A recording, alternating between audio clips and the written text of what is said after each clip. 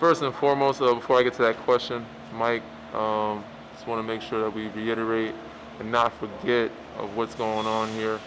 We've had a couple meetings, we talked about it, and we want to let the world know we haven't forgotten Breonna Taylor. We also want to know how important it is to get out and vote. Not just the big voting in November, but the local voting is very important. So we want to urge everyone in our communities, everyone around us, to get out and vote. It's very important. And we have not, yes, once again, we have not forgotten Breonna Taylor. And we will be making a statement and a stand throughout these games, so you guys know. Philly cheese. So yeah, but back to your question. I think we're at a good spot. We're playing pretty good basketball. We're not where we were, of course not. It's a different roster. It's a different team. And we've had 4 months off. It's a new training camp. It's hard to get that rhythm, that chemistry back that fast. But I think we are looking good. We use all these games, every practice to get better, as well as every team. But we know we have a long ways to go to be that team, the last team standing. Hey Danny, considering everything that you guys have gone through this season and everything that it took to get to where you guys are right now, is there a different sense of excitement about tomorrow or different jitters about tomorrow? No, I don't think so. I think the excitement and jitters was more so before that first scrimmage. And obviously everybody here is not 100% healthy. Not everybody has their full roster, so obviously we want to be playing everybody at their full roster. But at the end of the day, it's another opportunity for us to get better, to play a really good team, regardless of who's on the floor for them. They're a very good basketball club.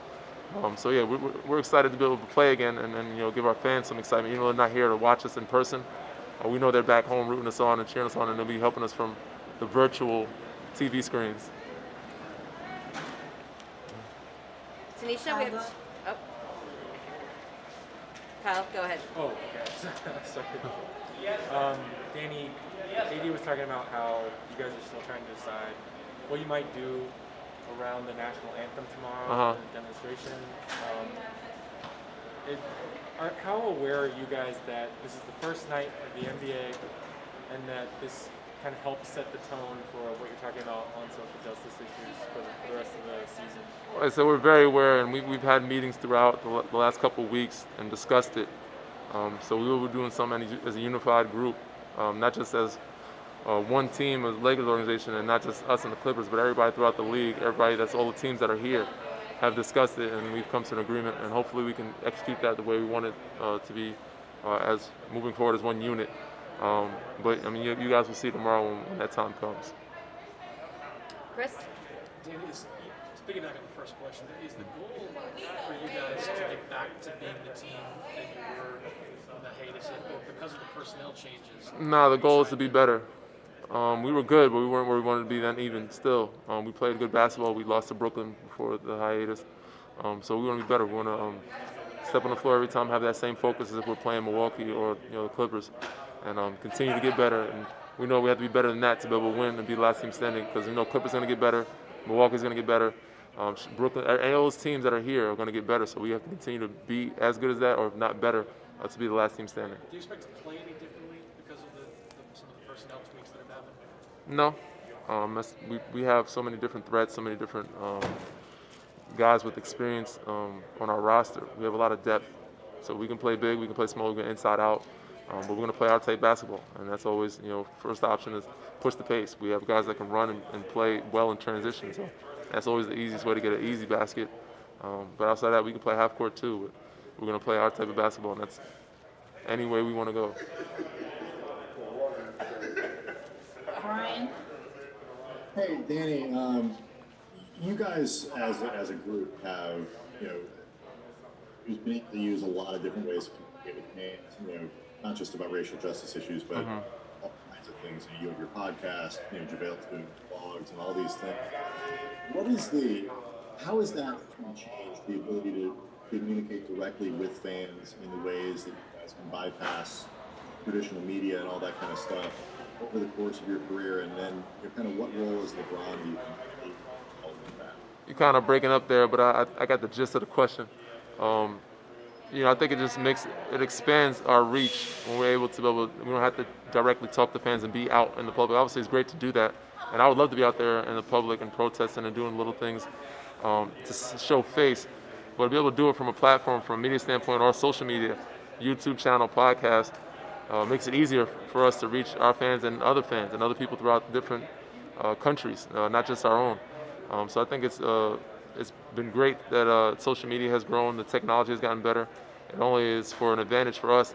Obviously, people look at the disadvantages sometimes, but for us, I think it's an advantage level when we want to get something across, our word or passions, or let people in on the inside of what we are so passionate about. It's easier. It makes it easier for them to have access to that when we have those type of platforms. Hey, Dave, it's Bill with The Athletic. Hey, you talked kind of throughout this whole thing what you guys are missing without Avery.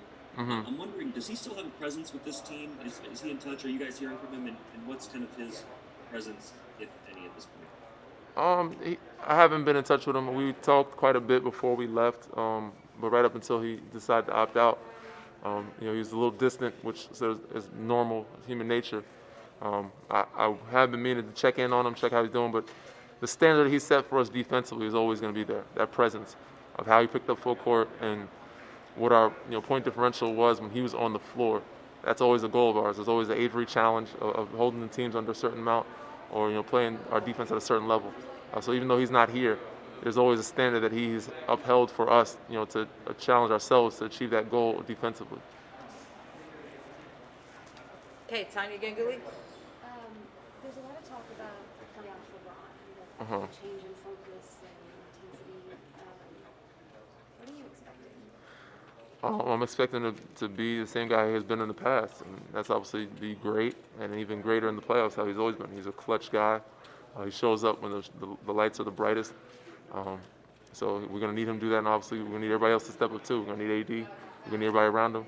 He's not going to be able to do it by himself. There's a lot of good teams out there that we're going to have to beat and get through to get to that promised land. There's a lot of players that really thrive in this kind. It's not, not just LeBron, but there's players that thrive in high pressure playoffs. But in this kind of setting, is it going to be harder to feel that? Maybe without the adrenaline of the fans being there around us, the lights, the cameras being as bright as they are with those arenas. But I think it allows us to be more focused. We always look at the glass half full and be positive. There's no distractions here. We're able to just lock in and play basketball and not worry about or think about anything else. We don't have any outside distractions, whether it's family issues or sicknesses or this or that, even though a lot of people are going through that, and it sucks, and we're praying for those people. But being in here, we don't have to really think about those types of things as much. We kind of just focus on basketball, which sometimes can be hard if you have issues back home where you're not able to attend to those. Some guys have left out and be able to do that, but I think it's just easier for us to be less distracted.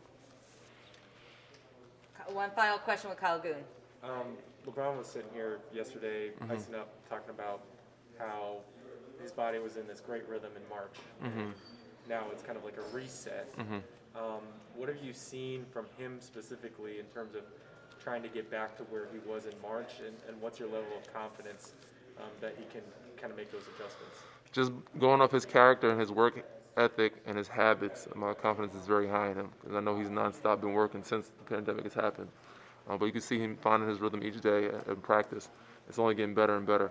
I fully expect him to get back to where he was fairly soon, playing a couple games. So I think he'll be just fine. The other guys is kind of more so concerned than him. He's not the concern.